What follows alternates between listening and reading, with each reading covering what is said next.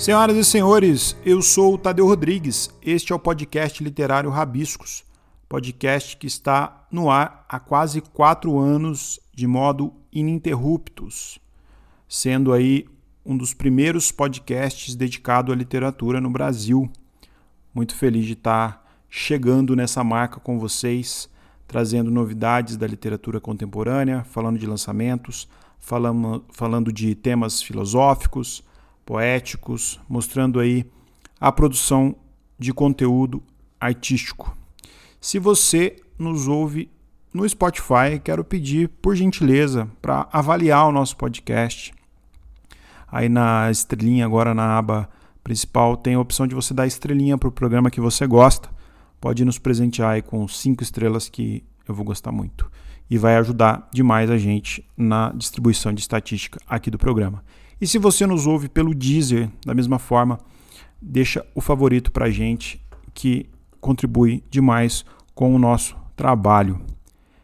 É isso. Bom, nosso convidado de hoje, Fábio Ulloa Coelho, é um nome conhecido no mundo jurídico. Dificilmente um aluno de direito contemporâneo passou ileso as suas obras de direito empresarial, de direito comercial.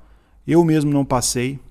Mas não foi no caminho jurídico que reencontrei esse professor, agora de modo mais literário, porque foi graças à literatura esse reencontro. Recentemente a gente esteve numa mesa na Flipossos, Feira Literária de Poços, onde escutei a visão do professor filosófica, social, quando ele analisa o povo, quando ele analisa o mercado, a análise sobre desigualdade social e o capitalismo, que ele muito bem apresentou no seu livro Os Livres Podem Ser Iguais?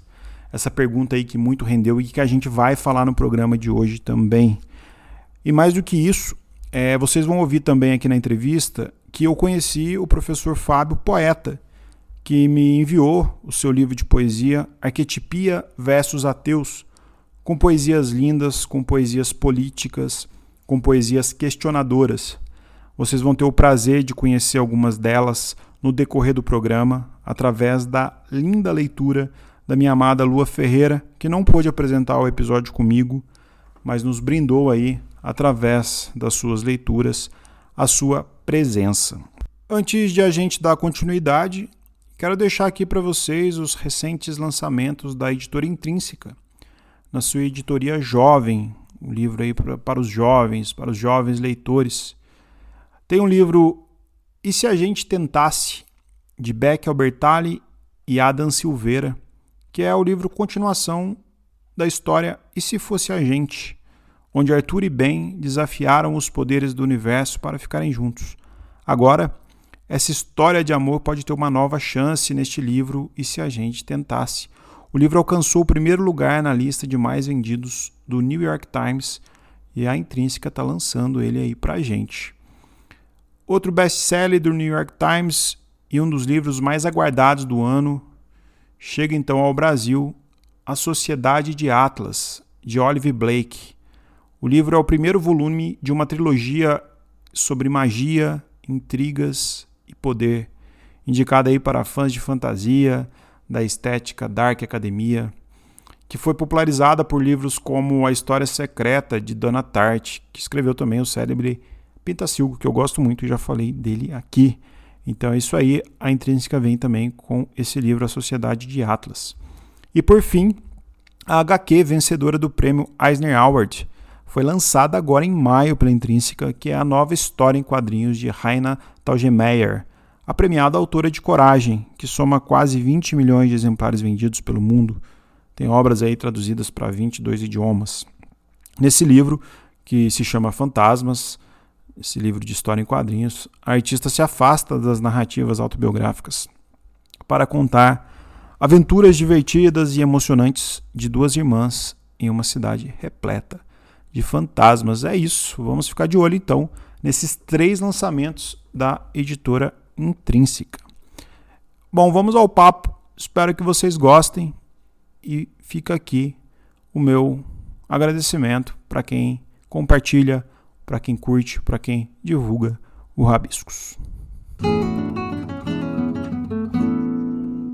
querido professor que me acompanhou na minha faculdade. Acho que uma das coisas que você mais deve ouvir, né, Fábio? De aluno seu, você me acompanhou, você estava nos meus livros. Fábio Ulloa Coelho, que é mestre, doutor, livre docente da PUC São Paulo, professor lá também. Seja bem-vindo, Fábio. Não, obrigado aí, Tadeu, pelo convite. Realmente, eu ouço muito e ouço com muito carinho, sabe? Realmente é uma coisa que gratifica muito. Não teria uma gratificação maior, não conseguiria imaginar uma gratificação maior do que essa, né? Quando encontro alguém que, enfim, lembra, né? Fala, pontua, né? Estudei nos seus livros. Então, é Os muito, meus muito gostoso. amigos, Obrigado, Tadeu. meus Obrigado. amigos do direito, tenho certeza que vão se recordar muito. Nós somos, eu me formei na PUC também, mas na PUC Minas, e a gente tinha muito. E eu tive com você, para o pessoal de casa, recentemente na Flipossos, a gente bateu um papo sobre o livro do Fábio, Os Livres Podem Ser Iguais, onde me foi uma grata surpresa o livro, assim, fugiu do direito empresarial, né, que é o seu mote aí, é sua área, zona de conforto, e é um livro mais filosófico, é um livro que faz a gente pensar em outras coisas que não a matéria fria do direito comercial. E me surpreendeu mais ainda depois, quando eu recebi de presente, que você me enviou Arquetipia versus Ateus, um livro de poema maravilhoso, que não está à venda, então isso fica na curiosidade de vocês, mas a gente vai falar um pouco também desse lado poeta, assim. Eu queria aproveitar esse papo para ser um papo literário. Eu falei com você antes que dificilmente o mundo jurídico fica te chamando para outros temas, né? Ainda mais você que é um professor aí renomado, que tem uma doutrina muito vasta. Eu queria falar um pouco hoje com o poeta, com o leitor também. E queria O poeta está entender, ansioso por falar. Eu queria entender onde que surgiu assim a poesia na sua vida e como que você conseguiu se enxergar poeta e colocar isso no mundo de certa forma também através do livro.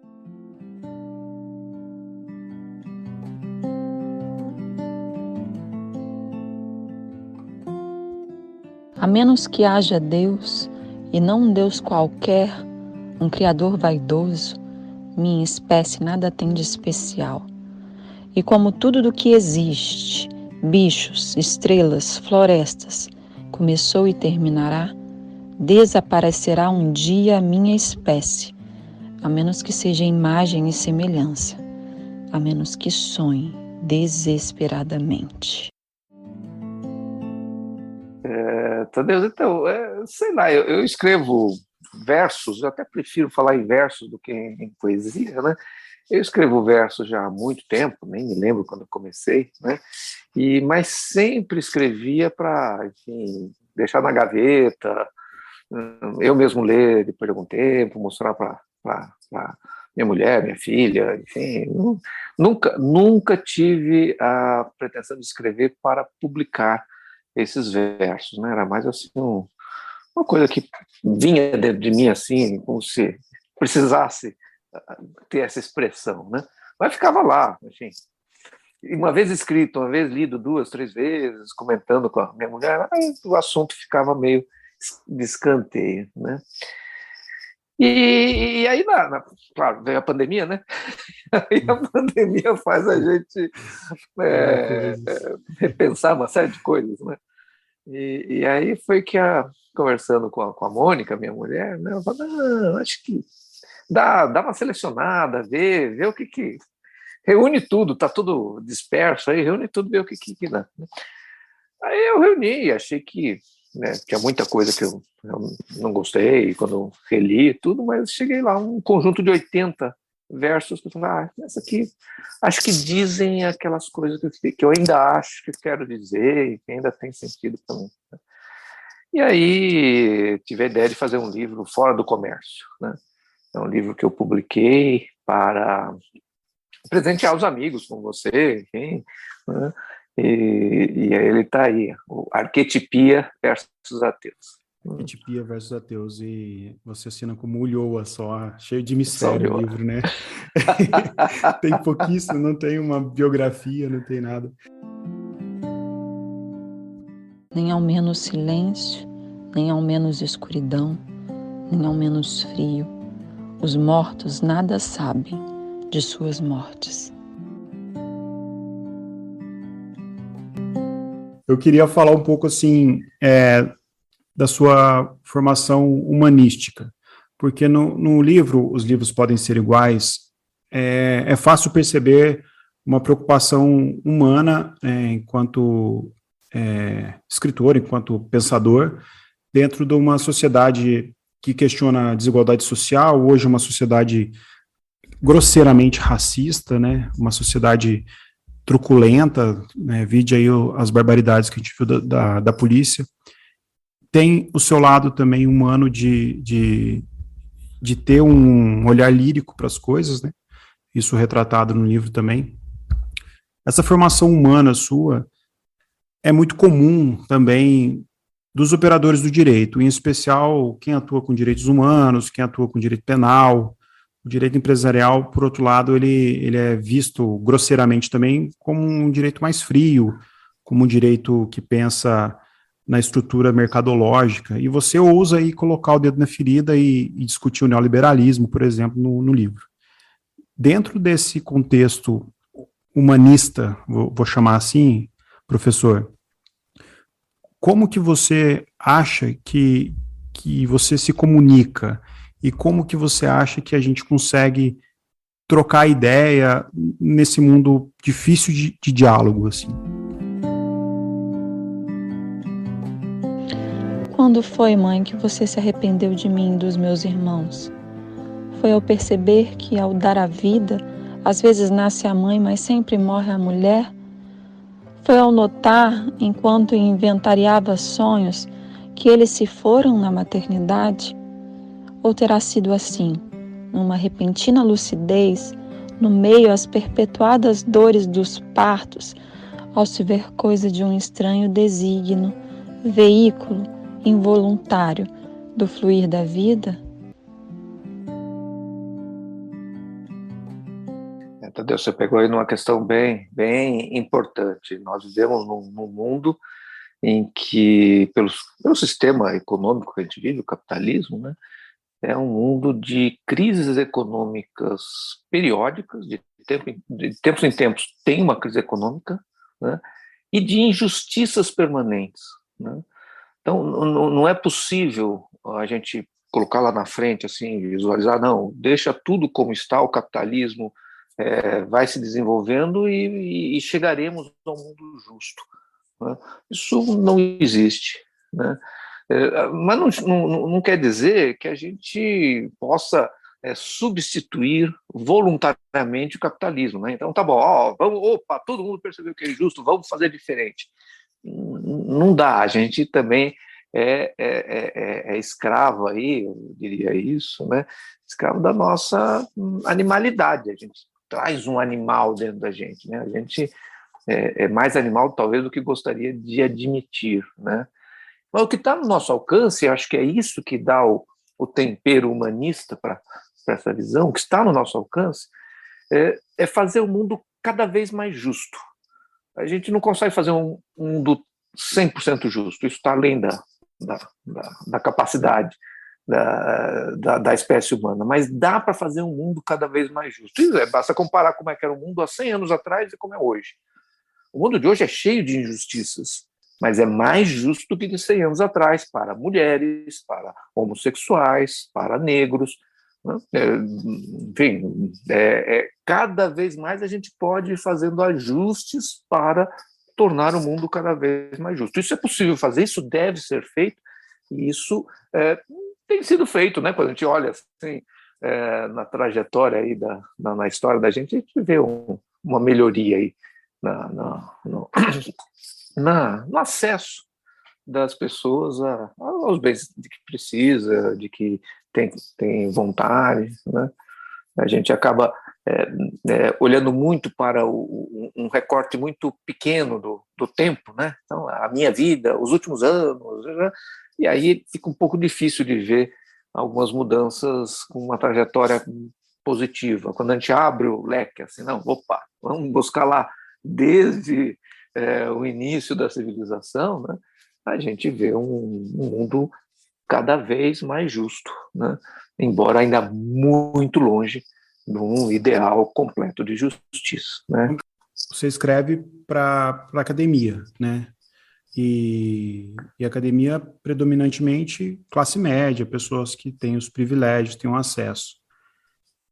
Não está na hora da gente pensar em propostas também de mesclar com as bases sociais, com as pessoas que não têm esse tipo de acesso e que às vezes precisam ter um tipo de empurrão, ou um tipo de estímulo de pensar para não ficar naquela corrida do rato, né, da periferia também. Como que você vê isso?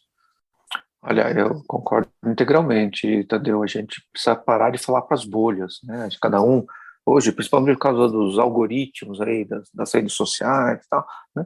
As pessoas estão muito fechadas nas suas próprias bolhas, né? E você está certo, a academia é uma bolha que, enfim, não é à toa que se usava aquela imagem da Torre de Marfim, né? Um bando de gente totalmente desconectada da realidade, né? É um risco muito grande que a academia corre, né? Eu sempre procurei me preservar desse risco, né? E, claro, não é que a gente consegue tudo aquilo que a gente quer, né?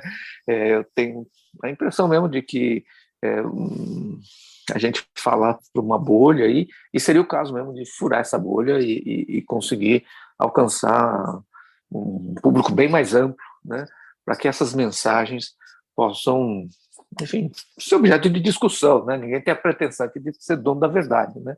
Mas que pelo menos mostre algum dos outros lados, né? Quer ver, Tadeu, uma coisa que me preocupa muito, cada vez mais, né?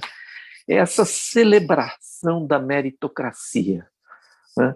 Essa ideia de que tudo depende do esforço pessoal, né? Se você se esforçar, se você seguir com todo empenho o seu objetivo, você vai conseguir chegar lá, realizar seus sonhos, seus sonhos.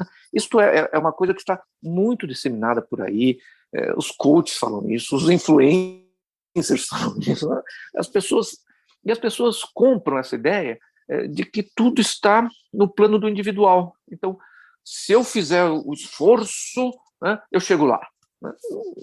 Não é verdade, você tem toda uma estrutura social, toda uma estrutura econômica que, enfim, também impede que a pessoa com mais esforçada que seja, né, consiga, aspas, chegar lá, né? A falácia da igualdade de oportunidades, né? Você pensa lá uma menina que está numa situação de pobreza menstrual, né? Ela falta durante as aulas nos dias em que ela menstrua porque ela não tem produtos de higiene, né? Vai dizer que essa menina está em igualdade de condições com uma outra menina que, enfim, classe média, classe alta, não passa minimamente por esse problema? É claro que não existe igualdade de oportunidade. Então não dá para dizer assim, todos têm iguais oportunidades, então o individual, né, o esforço individual é que vai fazer a diferença. Isso que é a base da meritocracia, é uma grande mentira, né? Aí as pessoas que não conseguem realizar aquilo que desejam se sentem maiores fracassados, né? E os que conseguem realizar acham que é porque ele tem um grande valor, é uma pessoa muito especial, diferente, tá tudo errado, né? A gente não parte do mesmo lugar, né? Não parte.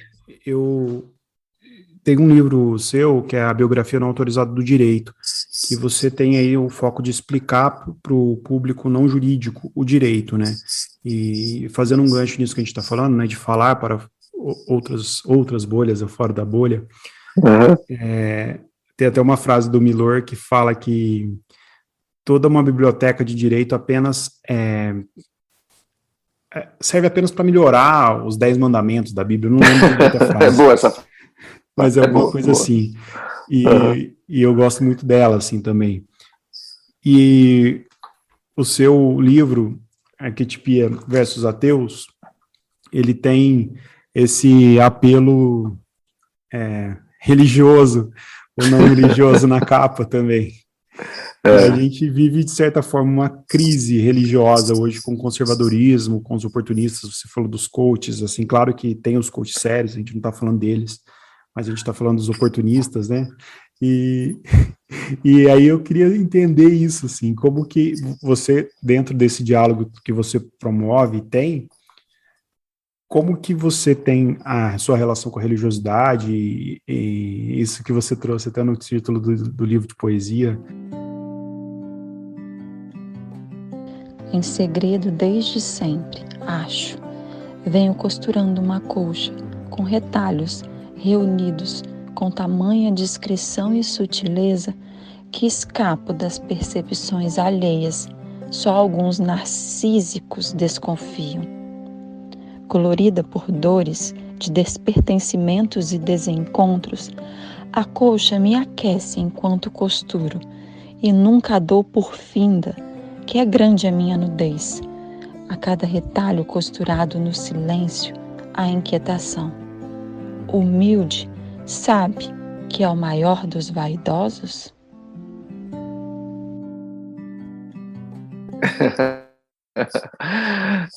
Tadeu, eu tive uma educação católica muito, muito rigorosa, né? Na minha família é uma família católica, tenho um primo, irmão do meu pai, meu primo em segundo grau, né, como se costuma dizer, que já falecido, mas ele chegou a ser bispo da Universidade da Igreja Católica, né? Aí em Minas Gerais, em Mariana, né? O Dom Benedito de Ulloa Vieira, né? O meu avô, né? Ele, por um triz, ele, enfim, não virou padre, ele, enfim, celibatário, né? Ele saiu do seminário, uma crise de vocação e casou com a minha avó. Não fosse essa crise de vocação, né? Eu não estaria aqui falando sobre não isso. Não estaria aqui, né? Meu avô escreveu alguns livrinhos de catecismo, né? Enfim, é uma família muito católica e eu fui católico praticante, de participar de todos os movimentos de jovens que tinha naquela época, até os 17 anos, quando eu entrei na Universidade Católica, aqui a PUC São Paulo, e tive acesso a, enfim, reflexões, né? Logo no primeiro ano, enfim, aquela fé desmoronou de imediato. E desde então eu sou ateu, né? Eu sinto esse desamparo, né? Não sinto que ninguém nos ampare, né?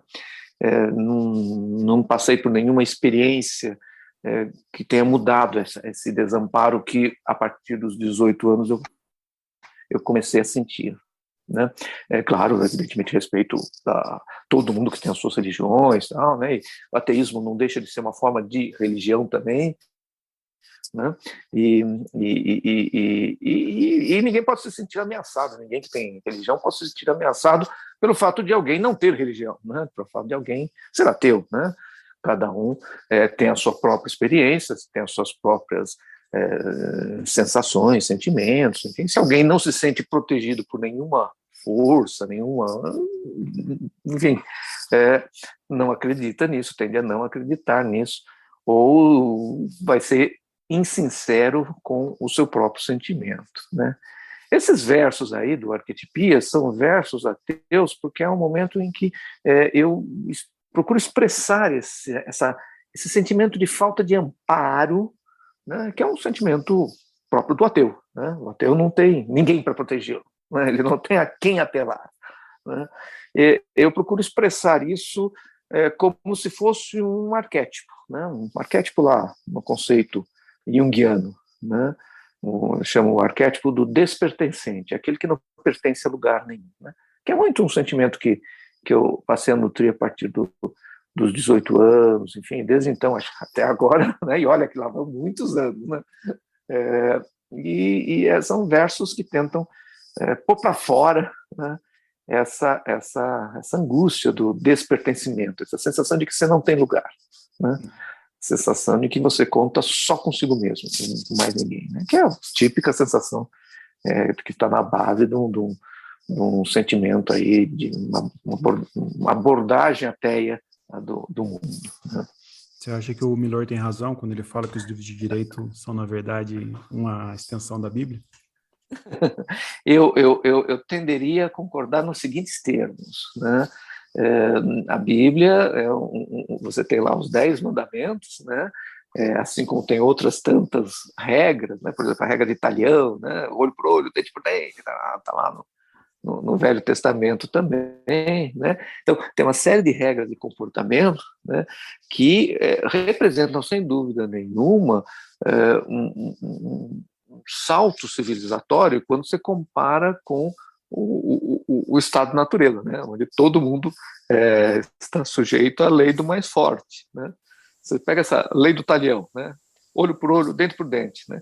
O mais forte vai pensar 2 vezes se ele vai quebrar o osso do mais fraco, né? Por quê? Porque a sociedade vai se organizar para que ele, o mais forte, tenha também o seu osso quebrado, como retaliação pelo que ele fez, né? Então, você compara isso com o estado da natureza, é um avanço civilizatório, né? É uma forma de refrear a violência, né? Claro que hoje em dia a gente tem outras formas de refrear a violência e ninguém mais pensa nesse mecanismo da retribuição aí, do talhão, né? do olho por olho, dente por dente, né? E quando você pega os 10 mandamentos, estão lá regras de conduta, padrões de comportamento, que sem dúvida nenhuma são civilizatórios, né? Não roubarás, não matarás, né?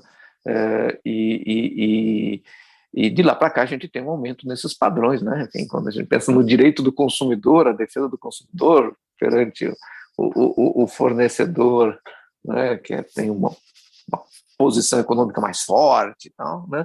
A gente está também falando num padrão civilizatório, né? Quando a gente dá direitos do consumidor que ajudam a enfrentar de frente a frente assim, um desafio, um litígio com o fornecedor. Então, nesse sentido, eu acho que eu concordaria com o Milor Fernandes. Aqui a gente não é muito chapa branca, não, então a gente pode falar um pouco com mais afinco, mas assim, professor, a gente recebe muito escritor de periferia aqui e o Rabisco sempre promove muito a linguagem periférica, a poesia marginal, porque são pessoas que são muito talentosas e estão criando e estão produzindo com todas as dificuldades da vida, assim. Então, quando eu falo até de religião, eu gosto de trazer esse tema porque eu sou muito crítico também pelo andar da carruagem, né? Primeiro pela essa coisa de ostentação das religiões, né? Do empreendedorismo também, que é muito caro para a sociedade carente, né? Que você usa de muita vulnerabilidade para alavancar aí uma estrutura social, né? E a gente sabe o Brasil quão religioso mas a religião, quando começa a interferir na política, né, com as bancadas evangélicas e batendo muito nos progressistas, né, nas pessoas que pensam de modo social, menos meritocrático, Isso. Quando começa a pensar menos na sociedade de mercado e mais na sociedade social mesmo, enquanto estrutura, assim. Queria trazer uma frase aqui de um pensador russo, polêmico também, religioso, né, filósofo, político, que é o Nikolai Bardiev, que ele fala que a liberdade é, antes de tudo, o direito à desigualdade. Eu não sei... o Nikolai, ele é crítico tanto ao marxismo, ele é crítico ao capitalismo, mas ele é um religioso fervoroso. Então, me veio ele aqui e eu acho que dá para casar essas duas coisas e entrar no tema que eu quero entrar, que é a liberdade. Quando a gente falou na Flipostos, a gente falou um pouco da liberdade, né? E a liberdade num estado muito liberal, ela é controlada através do medo, né? O direito penal máximo, por exemplo, enquanto os outros direitos não têm estado, assim. Como que você vê a liberdade no mundo, assim, dentro dessa ótica crítica que você tem? Felicidade é o alongamento demorado, depois de intensa musculação. É nadar no mar fresco em dia quente. É cochilar na brisa e nos aromas. Felicidade é coisa do corpo, não dos sonhos.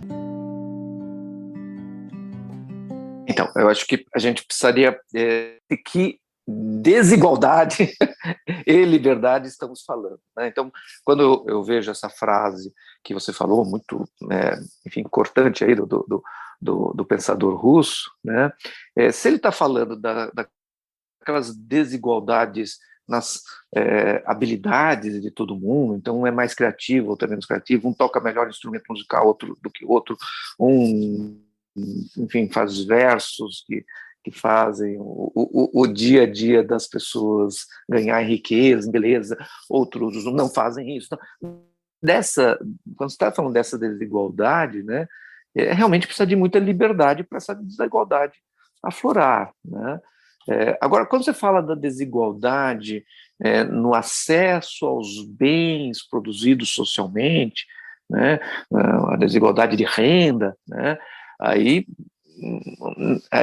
digamos assim, a liberdade também ajuda essa outra desigualdade a fluir, mas ela não é positiva, não. Essa outra desigualdade a gente tem que combater, né? A gente tem que combater até porque, enfim, vamos combinar que já aconteceu o colapso ambiental, né? O meio ambiente já colapsou. A gente pode ter uma chance de reverter esse colapso. Mas uma das condições para a gente reverter esse colapso é diminuindo a desigualdade de renda, a desigualdade de acesso aos bens e serviços públicos. Não tem. Os ricos ficando cada vez mais ricos e consumindo cada vez mais coisas inúteis, esgotam os recursos do planeta, os pobres não tendo acesso ao saneamento básico, educação, enfim, coleta de resíduos sustentável, não tendo acesso a essas coisas, também vão esgotar o planeta. Nós não vamos reverter o colapso ambiental, né? Então, eu até procuro falar um pouquinho, Tadeu, ver o que você acha dessa ideia, tá uma coisa que eu estou meio pensando, né? Distinguir, teoricamente, o conceito de desigualdade, né, e o conceito de diferenciação. Uma coisa são os diferentes, outra coisa são os diferenciados, né? Então, você pega uma pessoa mais criativa artisticamente do que outra, e essa outra muito melhor do que a primeira em montar programas de computador, né? Então, são diferentes, né? O problema é você diferenciá-los em função dessa diferença, né? Então, aquele que é criativo, que faz uma expressão qualquer, que, por exemplo, faz um programa humorístico que ridiculariza, enfim, passagens da Bíblia, ou Porta dos Fundos, né? Aquela pessoa que se sente incomodada com Porta dos Fundos, simplesmente não assista, né? Ninguém é obrigado a assistir aquilo e se sentir afetada, né, por algo que o agride, né? Simplesmente não assiste. Outras pessoas se divertem, riem com aquilo, etc.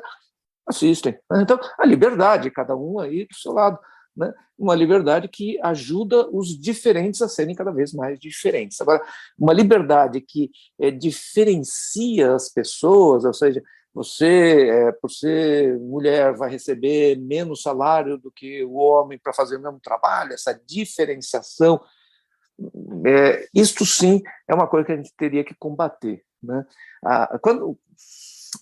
Muito complicado a relação entre liberdade e as desigualdades, e a igualdade, tá? Mas eu acho que ajuda a gente a separar as coisas, pensando em algumas diferenças que vale a pena a gente, enfim, estimular, prestigiar, porque a gente vive da riqueza dessas diferenças, né? E as diferenciações, né, que a gente tem que combater e eliminar para que todos possam ter cada vez mais igualdade no acesso aos bens públicos, à saúde, à educação, enfim. Né? Se a gente fala de liberdade e de igualdade, de desigualdade dentro dessa ótica, a gente fala de liberdade hoje dentro da liberdade de expressão, que está sendo tão falada, né, que muitos deturpam também o conceito, e a gente tem, em contrapartida, uma sociedade que alimenta muito o individualismo, né, nas redes sociais, por exemplo, esse boom de coaches empreendedores, todo mundo quer investir na bolsa, todo mundo se sente rico, todo mundo se sente um pouco Faria Limer, e a gente tem esse apreço pelo consumo, pelo mercado, livros que estimulam isso dentro da casa, né? casais inteligentes enriquecem juntos, transformam sua empresa, seu lar numa empresa, enfim. No final das contas, viver hoje, ele tá sendo à custa de qual felicidade e de qual que é o foco da vida hoje, no final das contas, você que transita por todos os lados, assim. Essa pergunta aí é uma pergunta difícil, Tadeu. A felicidade realmente... Você tem, assim, uma ideia sobre a felicidade, que é uma ideia dos liberais, né? De que ninguém sabe mais da minha felicidade do que eu mesmo, né? Então, cada um sabe da sua felicidade, cada um sabe o que pode fazê-lo feliz. Isso não é muito verdade, né? Se a pessoa está numa situação de vulnerabilidade, ela pode estar se enganando, né? Ela pode achar que ela está sendo feliz e ela está se enganando. Deixa eu ver se eu pego um exemplo aqui, né? Você tem uma cidade em Pernambuco, chama-se Toritama, que é dedicado, todo mundo lá trabalha para a fabricação de jeans, né? Calça de jeans, enfim, né? E aí cada família se especializa por uma das providências da agregação de valor do produto, né? Então tem uma que costura o zíper, outra vai lá, costura o bolso, uma que, enfim, molha lá o jeans, outra que passa. Cada família cuida de uma... E o produto vai passando de um... Tem uma outra família que também leva o produto de cá para lá, de lá para fabricar. E cada um desses famílias, eles têm até um nome de facção, né? E tem um filme muito bom, que eu recomendo para todo mundo, que é um documentário sobre essa cidade, Toritama, que chama-se Quando o Carnaval Chegar, né? Porque quando chega o Carnaval, a cidade fecha e todo mundo vai para a praia, lá, Recife, outras praias de Pernambuco, para aproveitar os 3, 4 dias do Carnaval. Mas o que eu quero dizer? Eu quero dizer o seguinte: esse pessoal todo está convencido de que eles são empresários, que eles são empreendedores, que eles não têm patrão, né? E quem vê o filme vê, eles estão submetidos a um trabalho precarizado, insano, né? Dos quais eles precisam ser protegidos. A lei do CLTI precisa estar lá, a lei trabalhista precisa chegar lá para proteger essas pessoas, protegê-las delas mesmas, protegê-las dessa ideia de que eles são empreendedores.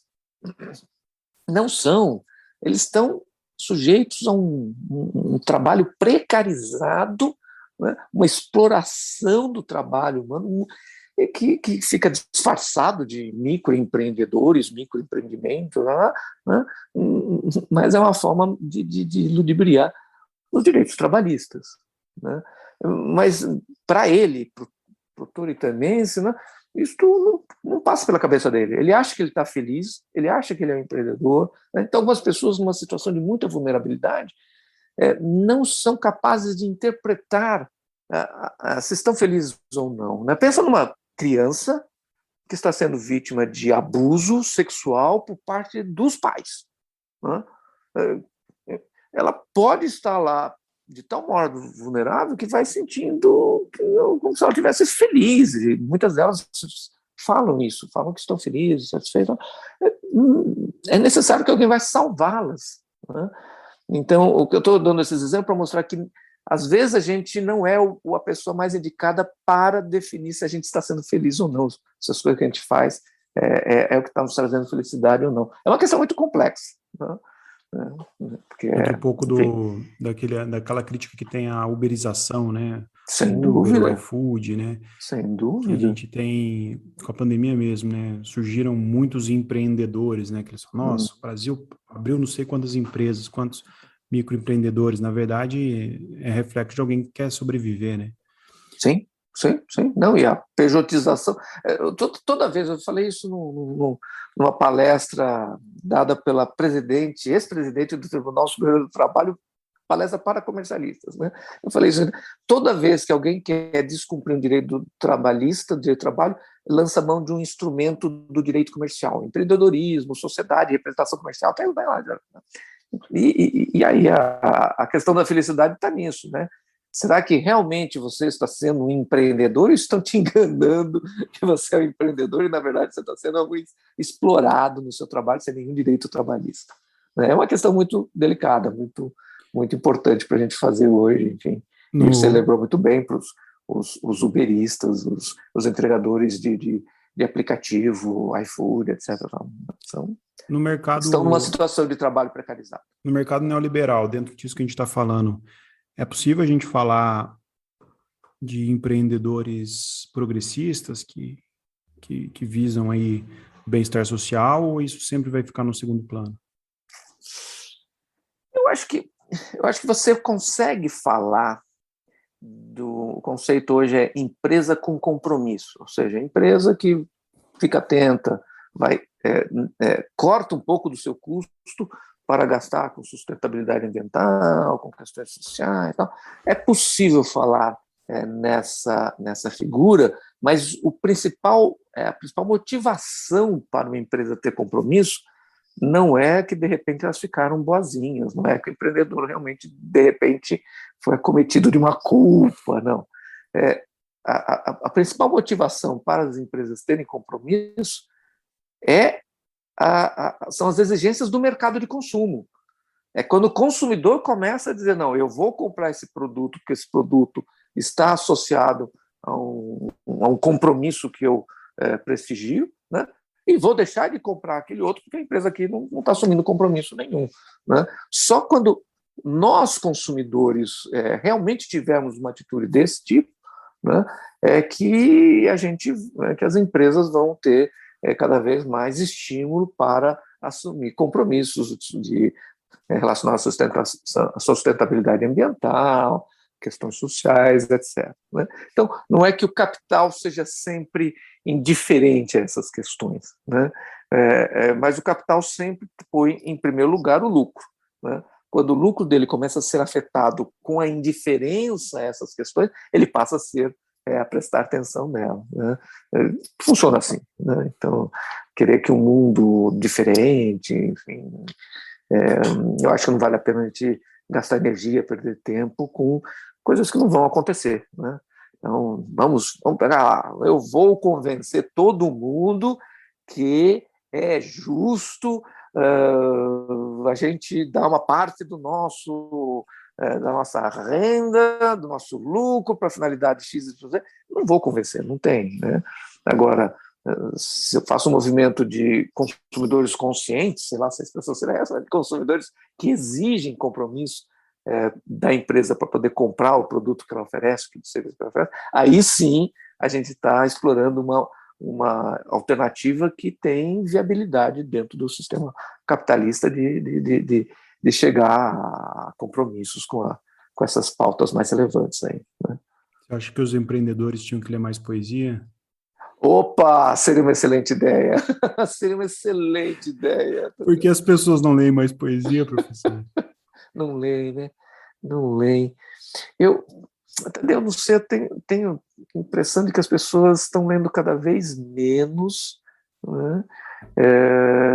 Porque estão processando as informações por meio de audiovisuais, por meio de podcasts, por meio de filminhos no YouTube, etc, etc.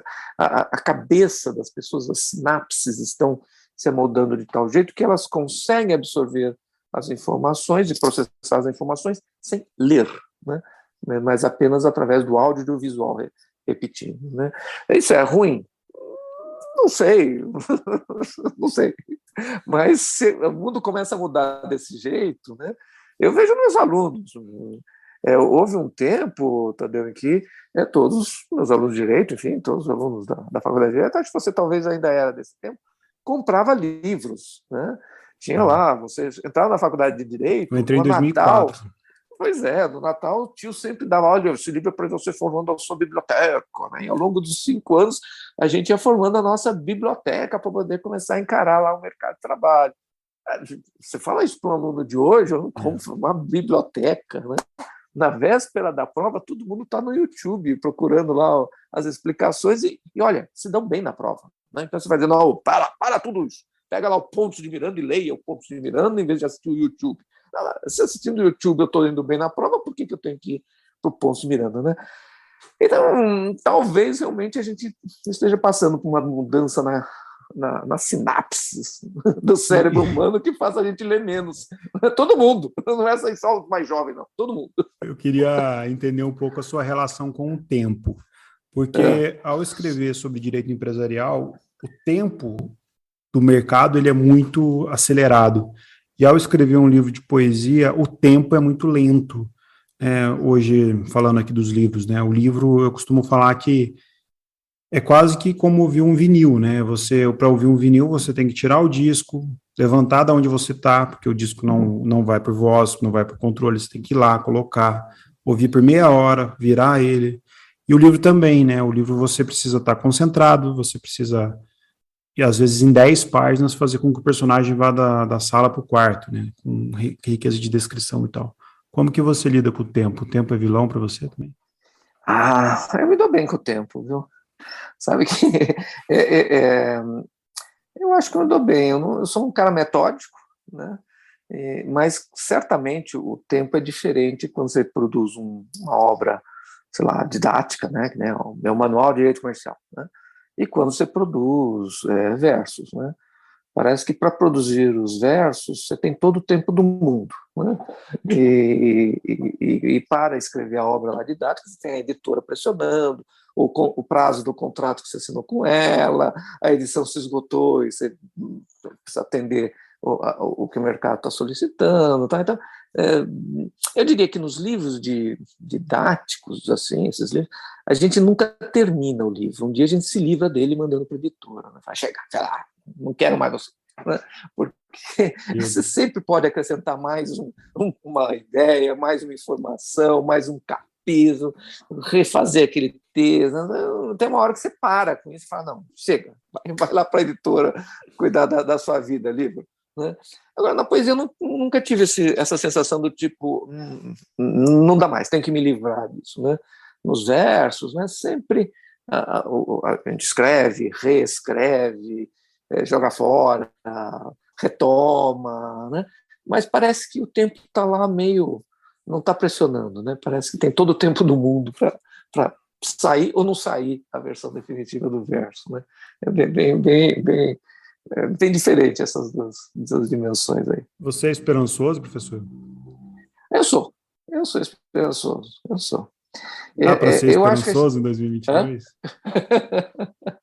Eu sou, olha, é claro que nada é linear, é tudo ao contrário, cheio de contradições, avanços, recuos. Tá? Então, se você pega um recorte do tempo histórico em que está ocorrendo o recuo, né? Então, nós estamos vivendo um momento em que os valores democráticos estão em risco no mundo todo.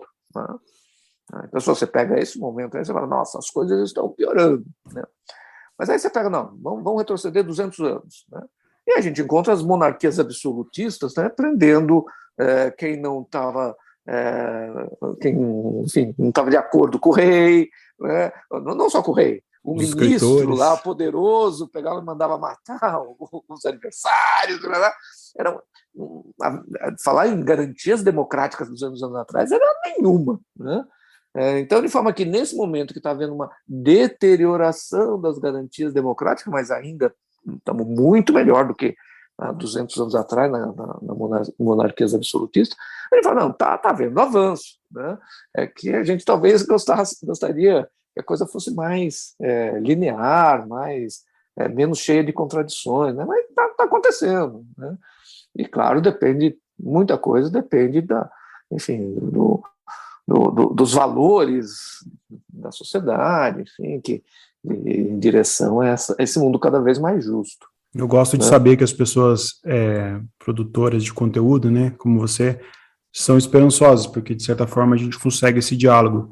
E eu, né, quando eu montei esse podcast há 3 anos e meio atrás, vai fazer 4 anos, foi focado na literatura nacional contemporânea. E eu vi um boom assim de pessoas querendo escrever, pessoas criando coragem hoje com uma facilidade maior de publicação, muitas mulheres escrevendo. Finalmente as mulheres assumiram a frente, né, de tantos anos aí sem poder escrever, e antigamente, como você falou lá atrás, escrevendo, assinando o nome do marido, o nome masculino para conseguir vender e tal.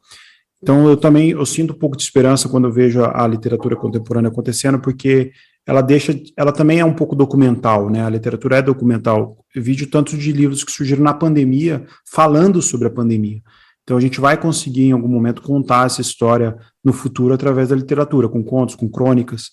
Eu mesmo participei de 2 projetos durante a pandemia, e isso eu vejo como um ponto positivo.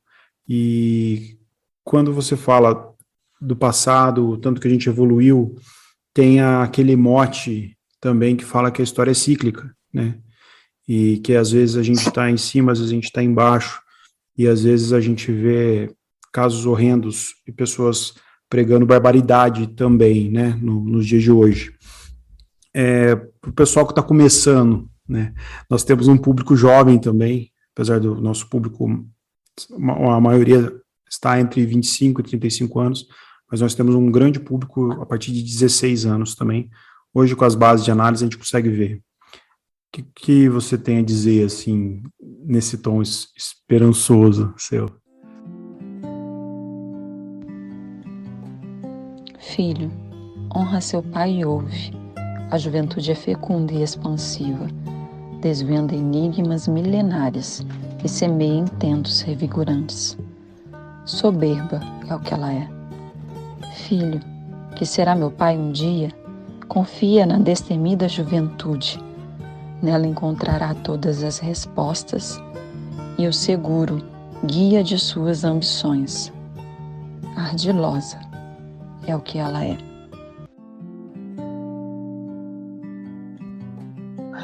Eu diria o seguinte, acho que seria a grande mensagem que eu gostaria de passar assim, num momento desse aqui, né? Toma muito cuidado com a meritocracia, né? Com essa ideia de que as pessoas hoje têm acesso a diferentes bens e serviços, alguns têm a mesa mais farta do que outros, né? E que essa diferença se deve ao esforço de uns e à falta de esforço de outros. Tenha muito cuidado com essa mensagem. Não compre essa mensagem. Não é verdade. Tem pessoas que não se esforçam nada nenhuma e herdam essa mesa farta de alguém que foi, sei lá, escravocrata lá no passado, né? E tem outros que se esforçam, dão o máximo de si, mas estando, por exemplo, numa situação de pobreza menstrual, não conseguem sair lá muito da situação em que se encontra. Então essa história de que tudo depende só do esforço de cada um, não comprem isso, né? Claro, não é porque, enfim, existe toda uma estrutura social que também deve ser mudada para que as pessoas sejam mais iguais, né? Não é por causa disso que a gente então vai fazer nada. Então tá bom, ninguém fica mais se esforçando, ninguém mais estuda, ninguém mais... Não entenda errado essa mensagem. Uma desculpa para não fazer mais nada, né? Apenas fazer todo o esforço sabendo que se não der certo, não é uma falha, não é uma coisa assim de, faltou um pouco mais de empenho. Não. As pessoas lutam também contra estruturas sociais, econômicas poderosíssimas que barram a trajetória de muitas pessoas e não barra a trajetória de outras tantas, pelo contrário, até estimula a trajetória de outras tantas. É um jogo desigual, né? Então, esquece esse negócio de meritocracia, de que todos temos igualdade de oportunidades e que, portanto, basta, tudo é definido pelo esforço pessoal de cada um, né? Não compre essa ideia. Essa seria talvez a mensagem que eu gostaria de passar para alguém que hoje está nos seus 16, 17 anos. Qual que é o papel dos poetas e dos acadêmicos ante a política de hoje, a política do Bolsonaro de hoje? Então, a gente está vivendo um momento em que o presidente está desmontando o Estado brasileiro, né? Ele, ao longo dos 4 anos aí, ele desmontou todo o aparato, enfim, de proteção da cultura, o aparato de proteção do meio ambiente, da floresta amazônica, né, da proteção dos povos originários, dos indígenas, né? E então a gente está vendo, né, enfim, uma tentativa de desmontar o Estado, né? Então, até em relação à questão da vacinação, né? Todas aquelas demoras em comprar vacina, em fazer, né? Era um pouco assim, enfim, o Estado não tem nada a ver com isso, virem-se, né? Então, essa ideia é uma ideia que ele tem implementado para nesse seu governo, e acho que um dia, eu espero que esse dia seja logo no dia 1º de janeiro, que vem em seguida, num dia nós vamos ter que reconstruir o Estado, né? Nós vamos ter que refazer o que foi desfeito, e isso vai custar tempo, custar energia, custar conflitos sociais, não? Porque, né, não dá para a gente combater os grandes desafios que a gente tem. Eu volto aqui a falar da reversão do colapso climático, né? Não dá para fazer isso sem um Estado forte, né? Veja, um Estado forte na questão da educação, da saúde, mas não um Estado que fica intervindo, por exemplo, na Petrobras para falar, olha, segura o preço do petróleo aí, dos combustíveis aí, porque eu não quero inflação no meu governo. Não é essa a intervenção, essa intervenção ineficiente só prejudica a gente, porque acumula, né, para o ano que vem, né, toda uma conta que a gente, mais cedo ou mais tarde, vai ter que pagar, né? Então, é melhor pagar agora do que pagar lá na frente. Acaba sendo menos injusto a gente, todos nós, pagarmos agora essa conta, né? Então, na economia, o Estado tem que ser menos interventor possível, né? Mas não na cultura, na educação, na saúde, ele tem que ter uma presença muito grande de segurança e tal, né? Então, esse vai ser um desafio, né, de reconstruir esse Estado que está sendo desconstruído, né? É um desafio tanto. Curioso isso, você falou, de fato, o mercado poder acontecer, né, sem interferência do Estado, né, dentro do sistema capitalista que a gente vive, mas os benefícios sociais serem garantidos é o mínimo, né, que uma sociedade precisa para funcionar. E com uma certa dificuldade de falar sobre isso hoje, né? Hoje é difícil. Claro que quem está aqui no podcast conhece o podcast, está aqui uma hora ouvindo a gente, mas eu falo que quando você fala isso abertamente, você já é atacado, você já é resistido de certa forma. Isso que eu lamento, mas é bom a gente poder estar ouvindo você e estar discutindo sobre isso. Me dizem culpada, mas não fui eu. Não fiz, nem pedi. Só dancei, cuidando de sorrir insinuações marotas e acentuar ensaiados gestos convidativos. Pus mimos nos olhos, os meus negros e fixos, e graça nas mãos e no torno. Sou Salomé. Seduzi papai e ele quebrou um juramento para atender ao capricho de mamãe. Sei lá de quem é aquela cabeça na bandeja. E para a gente fechar, professor, eu queria saber o que tem na sua estante aí, o que você lê, quais são os poetas que você lê e como que é a sua relação com a leitura.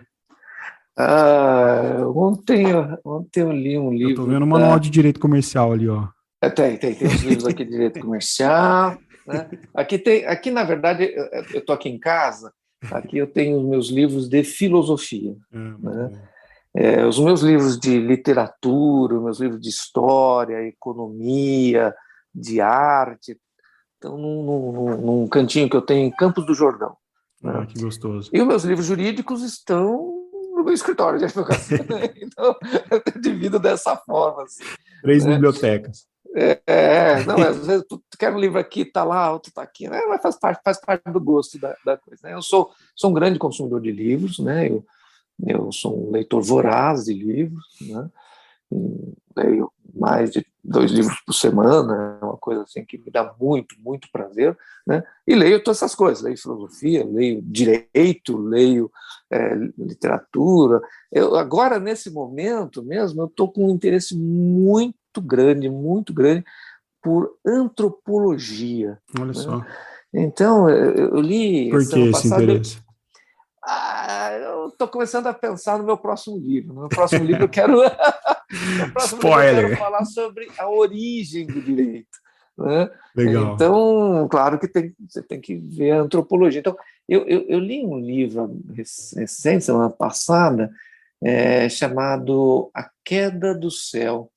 É um livro escrito por uma liderança indígena, né? O Davi Kopenawa, né? Que é uma liderança Yanomami, né? E por um antropólogo francês, deixa eu ver aqui, o nome do antropólogo francês é Bruce Albert, no qual o Davi Kopenawa ele é xamã, né? Ele teve toda uma iniciação xamânica, né? Por conta do sogro dele, né? E ele conta como é ser um xamã, né? E como é ser uma liderança indígena no momento em que os povos originários ficam expostos às doenças que os brancos levam, né? A agressão por parte de garimpeiros, né? Enfim, todo esse drama aí que é os povos originários, né, passarem a ser sujeitos da sua própria história, né? Então, eles decidirem quais são, enfim, as trocas que eles querem fazer com enfim, a sociedade não indígena, né? Como sujeitos da sua história. Então, queremos fazer essa troca, não queremos fazer aquela outra, estamos muito satisfeitos aqui com esse modus vivendo. Eles é que vão decidir, não é assim, o missionário que decidiu que ele vai lá converter os indígenas, né? Então, o indígena como um sujeito da história. E isso é uma mudança importante, né, nesse livro, né?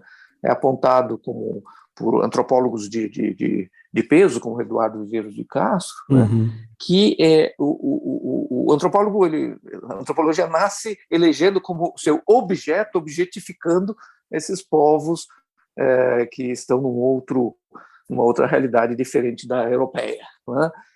E aí isso hoje em dia não tem mais sentido para a antropologia, né? A antropologia tem que assimilar os povos originários como sujeitos da sua história, né? Então, existe toda uma mudança de abordagem da antropologia em função desse novo enfoque. É muito rico, é uma coisa, estou gostando muito. Mas é muito legal. Me introduzir sabe nesse universo. Que você falando isso, a gente já fez alguns episódios com autores indígenas aqui, tá? E com a Márcia Cambeba, com a Júlia do Rico, o Jonas Samaúma, um pessoal que produz, e que assim, a Júlia mesmo fez uma provocação para a gente, assim, falou, beleza, quantas mulheres, na sua biblioteca, quantos livros são de mulheres? Quantos livros são de mulheres negras? E quantos livros são de mulheres indígenas? Aí vai só sumindo, né, os livros. E eu acho, o Ailton Krenak mesmo está fazendo um papel incrível de divulgação. Ele escreve, ele publica Ideias as palestras, para adiar né? o fim do mundo. Sim, Ideias para adiar o fim do mundo agora, que ele lançou pela pandemia.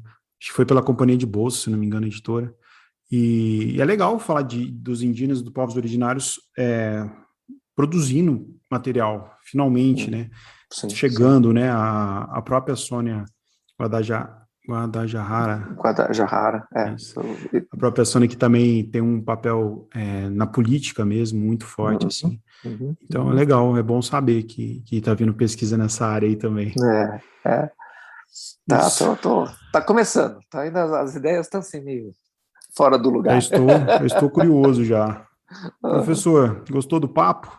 Muito, Tadeu, muito. Obrigado. Olha, parabéns aí pelo Obrigado. Rabiscos. Realmente eu ouvi alguns episódios. Valeu. E olha, parabéns. Fico feliz. Você está trazendo um mosaico muito, muito completo, enfim, muito abrangente, né? Da literatura hoje. Enfim, cumprimentos aí pelo seu trabalho. Quero falar novamente que eu fiquei muito feliz com o Fábio Poeta e eu espero mais livros de poesia. E, por favor, se não for comercializado, me inclua na lista de presentes. Com certeza.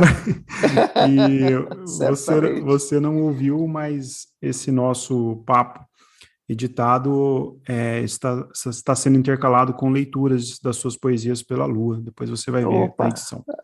Vai ficar bem legal. Agora fiquei curioso.